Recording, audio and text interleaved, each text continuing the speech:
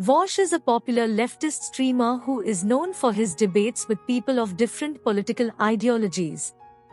Recently, he debated with his chat about who would make a better president between Destiny, a centrist streamer and former friend of Vaush, and Hasan, a socialist streamer.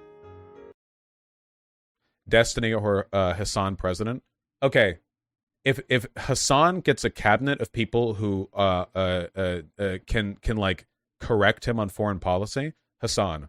If Destiny gets locked in a box where he never gets exposed to a left-leaning person telling him that they disagree with anything that he's done, then Destiny. Assuming Hasan doesn't get the foreign policy cabinet. If we can somehow enter Destiny into like an anti-spite machine that prevents him from making decisions based on that, and he makes decisions purely based on I don't know, whatever policy was written in blue ink or whatever motivates him, then I would pick that over the foreign policy cabinet less Hasan. Yeah, if imagine a frictionless spherical Destiny. Blue, of course. Now theoretically, what about Hasan president, Destiny VP? No, that would be the war. Are you fucking kidding me? Them working together? Are you kidding me? You have any idea? That would be the end of the world. Absolutely not.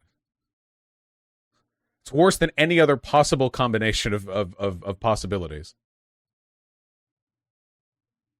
That would be like a return to the beginning of America, where the vice president was the presidential candidate who had the second largest number of votes. You know, we would get like an Aaron Burr situation where the VP would just be like the guy who's salty about not being president, and they would just sabotage the president's cabinet, you know? Can't believe that was the system before. Yeah, it only took them a couple presidential elections to change it before Jefferson changed it, because that was a pretty dumb system, you know? Yeah, let's have the second commander-in-chief be the guy who ran against the first one, you know? Would you accept a job in the Hasan cabinet? Yeah, put me in the DOT. I want to do a better job than Pete Buttigieg. I want to show people that homosexuals can actually do a good job managing this country's rail network, okay? I will be the most corrupt DOT leader in all of history. I will be like Huey Long up there. Trillions of dollars will disappear from Pentagon funds, and suddenly, overnight, rail networks will spring up across the country, okay? I will bankrupt every institution but our rail networks, okay? We will have dining and sleeper cars traveling at 136 miles per hour across the country 24/7 with stops every 5 minutes. Where people are shunted onto the train via like hydraulic tubes in a nanosecond before they continue. They won't even have to stop. People will just be shunted into these like hydraulic tubes and then dropped through openings in the top, okay? Everyone will be able to get everywhere in no time at all. No one will take planes again. All of the highways will crumble, and we'll save money off of not having to repair them. Yeah, get this. The train station catches up instead of the train slowing down. Exactly.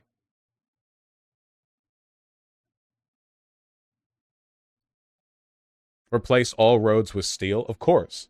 In the realm of political discourse, where ideologies clash like titans on the battlefield of ideas, we find ourselves immersed in the debate between Vaush, the popular leftist streamer, and his chat, regarding the presidential prowess of Destiny, a centrist streamer and erstwhile companion of Vaush, and Hasan, a socialist streamer and current confidant of Vaush.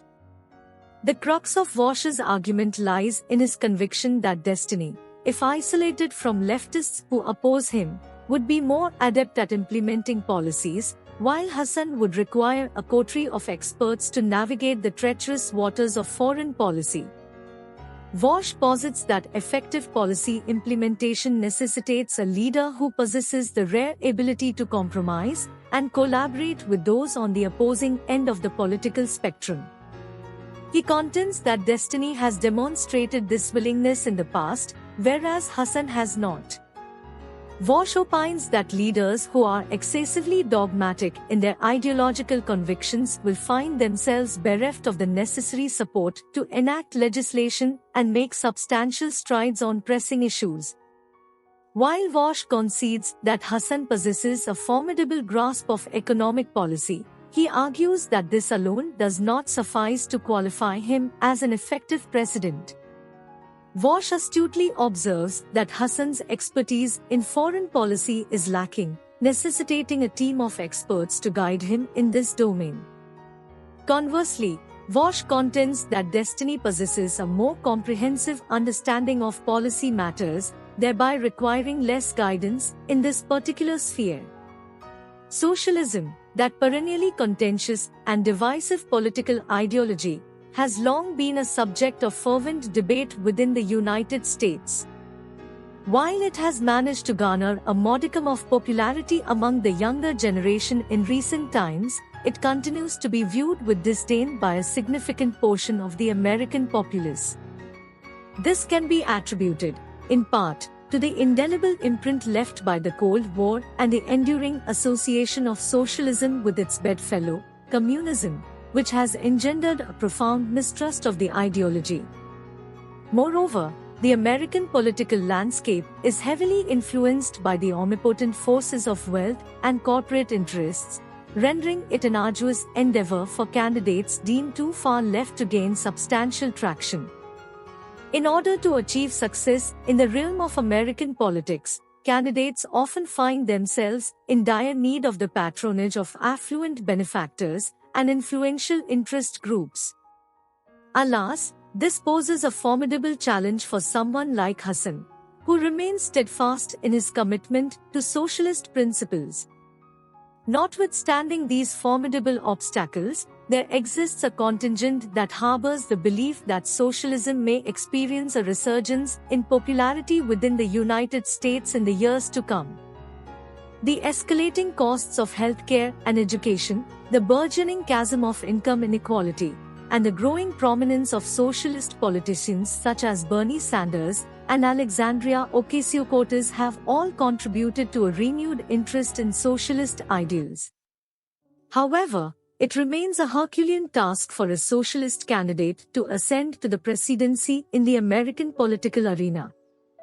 It is also worth noting that Hasan's particular brand of socialism may not find favor even among those who harbor sympathy for the ideology. He has faced criticism from some quarters on the left for his affiliation with the Democratic Party and his willingness to operate within the confines of the existing political system, rather than advocating for more radical transformation. Furthermore, his views on foreign policy, particularly his support for military intervention in Syria, have drawn the ire of detractors. Notwithstanding these criticisms, Hasan has managed to amass a substantial following on social media and has emerged as a vocal proponent of socialist principles. Whether he chooses to embark upon the treacherous path of a presidential campaign in the future remains to be seen. However, it is abundantly clear that his unwavering commitment to socialism would pose a formidable obstacle to a triumphant presidential bid within the United States. During the course of the debate, Vaush indulged in jest, entertaining the notion of serving as the Secretary of Transportation in Hasan's cabinet. In a whimsical display of wit, he regaled the audience with tales of constructing an expansive rail network that would span the length and breadth of the nation. However, he playfully alluded to the prospect of corruption, jesting about diverting funds from other institutions to fuel his grand railway project. While this was undoubtedly a humorous remark, it also underscored Vaush's belief that, at times, a modicum of corruption and bending of rules is requisite to achieve political objectives. Yet, Vaush's vision of a colossal rail network was not confined to the realm of jest. He expounded upon the intricacies of transportation via hydraulic tubes, envisioning a future where steel supplants asphalt, transforming our roads into a labyrinth of interconnected railways. This demonstrates that Vaush's interests extend beyond the realm of political theory, encompassing a creative and innovative mind that seeks to revolutionize policy implementation.